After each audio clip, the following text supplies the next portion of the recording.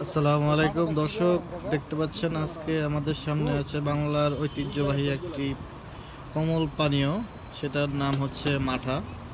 এই মাঠাটা তৈরি হয় দুধ এবং টক দই দিয়ে। তো তীব্র গরমে যখন আমরা এক গ্লাস মাঠা খাই, আমাদের একটা রিফ্রেশমেন্টের ব্যাপার আছে, সেটা চলে আসে এবং আমাদের হজম শক্তি বাড়ে, ভালোই লাগে আর কি। সো এটার উপকারিতা আছে। দেখুন কিভাবে মাঠাটা বানানো হয়। এখানে চিনি দেওয়া আছে, এখানে হচ্ছে দুধ এবং টক দই মিক্স। এই দুধ এবং টক দই মিক্সটা এখন চাচা আমাদেরকে লেড়ে চেড়ে একদম কড়াভাবে দিয়ে দিবে।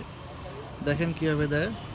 সো যদি কেউ কোথাও এরকম মাঠা খুঁজে পান, অবশ্যই খেয়ে নেবেন, কারণ এটা শরীরের জন্য স্বাস্থ্যকর। অবশ্যই দেখে শুনে খাবেন।